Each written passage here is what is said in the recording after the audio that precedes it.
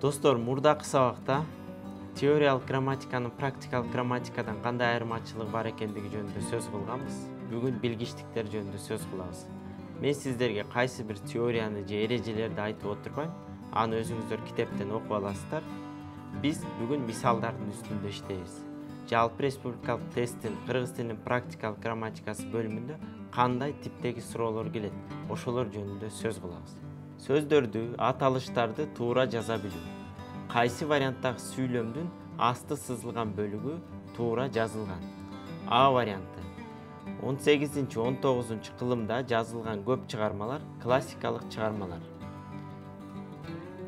Рим цифрасынан кийин эч качан дефис белгиси келбейт.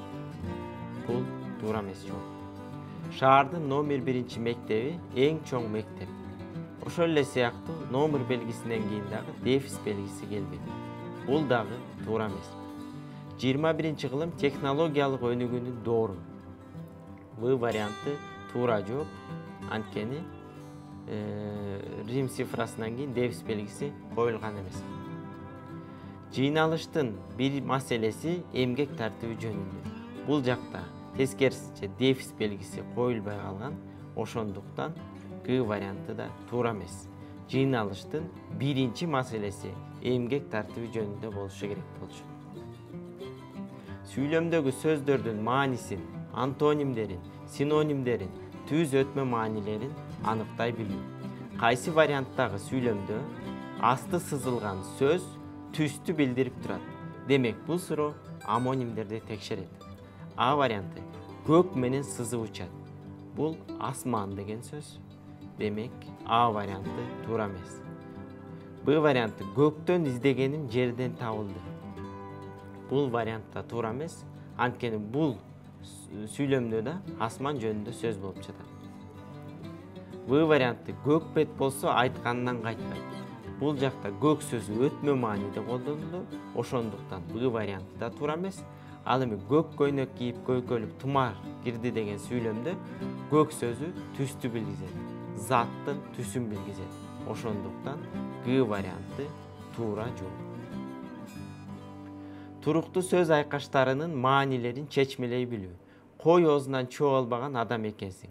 Жогоруда берилген сүйлөмдөгү астылган туруктуу сөз айкашы кандай мааниде колдонулат? Асы жоош, Бсы жалкоо, Всы жоомарт, Гсы жароокер.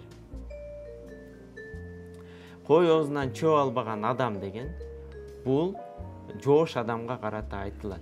Ошондуктан туура жооп А варианты. Сөз түркүмдөрүн, уланды, куранды мүчөлөрдү бири-биринен ажырата билүү. Кайсы варианттагы сүйлөмдө астылган сөз дабышты билдирет? Бул суроо тууранды сөздөрдү текшерет. Асы тарс этип кулады, Бсы зырп этип кетти, Всы чап жабыша калды, Гсы селт этип койбоду. Тарс деген бул дабышты билгизет. Ошондуктан туура жооп А варианты. Ал эми зырп, чап, селт деген сөздөр бул элести билдирет. Ошондуктан Б, В, Г варианттары туура эмес жооптор. Сүйлөм мүчөлөрүн бири-биринен айырмалай билүү. Бул синтаксистин деңгээлинде карала турган суроолор. Кайсы варианттагы сүйлөмдө астылган сөз кыймыл аракеттин ордун билдирет?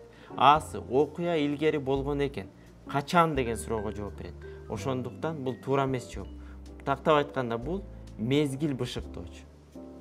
Бсы максаты илгерилөө. Бул вариантта астылган сөз баяндоочтун милдетин аткарат.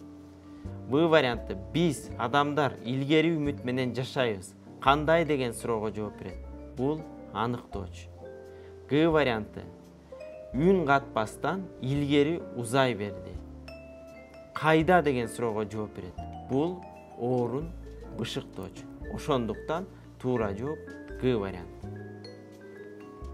Кошмо же болбосо татаал сүйлөмдүн синтаксистик түгөйлөрүнүн ортосундагы маанилик катышты аныктай билүү. Кайсы варианттагы сүйлөмдүн биринчи бөлүгү себепти, ал эми экинчи бөлүгү анын натыйжасын билдирип турат. Бул суроо себеп натыйжалаш тең байланышта кошмо сүйлөмдү текшерет. Суроонун берилишин жакшылап окуңуздар. Биринчи бөлүгү себепти, ал эми экинчи бөлүгү анын натыйжасын деп жатат. Ошондуктан ушуга да көбүрөөк көңүл бурушубуз керек. Жолдор жабылып калды, кар көп жаады. Бул сүйлөмдө биринчи сүйлөм натыйжаны билдирет. Экинчи сүйлөм себепти билдирет. Кар көп жаагандыктан жолдор жабылып калды.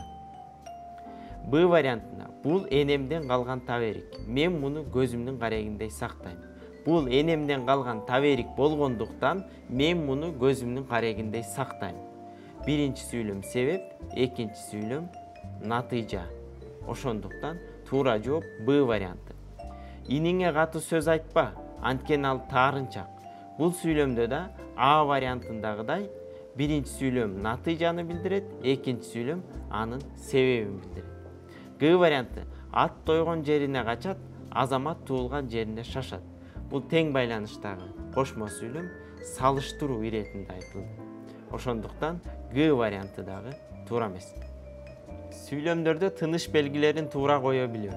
Кара мурутчан кең далулуу кызыл жүздүү жигитти ортого алып чыгышты эле калың эл тынчы түштү. Жогорудагы сүйлөмгө канча үтүр белгиси коюлат? Асы 1, Бсы 2, Всы 3, Гсы 4. Бул сүйлөмгө тыныш белгилин коердон мурда бир өңчөй жана бир өңчөй эмес аныктоошторду билишибиз керек. Эгерде сүйлөмдө бир өңчөй эмес аныкташтар болсо, алар санак интонация менен айтылбайт. Ошондуктан алар үтүр менен ажыратылбайт. Бул сүйлөмдө жигит деген сөз аныкталгыч. Ал эми кара мурутчан, кең далулуу, кызыл жүздүү деген сөздөр аныктагычтар. Булар биз жогоруда айтып өткөндөй бир өңчөй эмес аныктооштор. Экинчиден санак интонация менен айтылбайт. Ошондуктан бул сүйлөмдө бир эле үтүр белгиси коюлат. Тактап айтканда, кара мурутчан кең далулуу кызыл жүздүү жигитти ортого алып чыгышты эле калың эл тынчы түштү. Бул багыныңкы байланышта кошмо сүйлөм. Кеп маданияты боюнча алган билимди практикада колдоно билүү. Уулумдун ооруп калгандыгына байланыштуу ишке келе албай калганымды сүйлөмдөгү боштукту кайсы вариантта сөз менен толуктасак, түшүнүк катты туура жазган болобуз. Айтамын, көрсөтөмүн, билдиремин, жеткиземин. Бул сүйлөмдүн туура жообун табыш үчүн иш кагаздарындагы белгилүү бир шаблондорду эсибизге түшүрүшүбүз керек. Мисалы үчүн, ишке келе албай калганымды айтамын деп айтылбайт. Көрсөтөмүн деп да жазылбайт. Билдиремин деп айтылат. Ошондуктан туура жооп В варианты. Ал эми жеткиземин деген варианттагы шаблон эмес. Достор, өзүңүздөр көп болгондо жалпы республикалык тестте ушул типтеги суроолор келет. Бүгүнкү сабак сиздерге жол көрсөтүүчү сабак болду.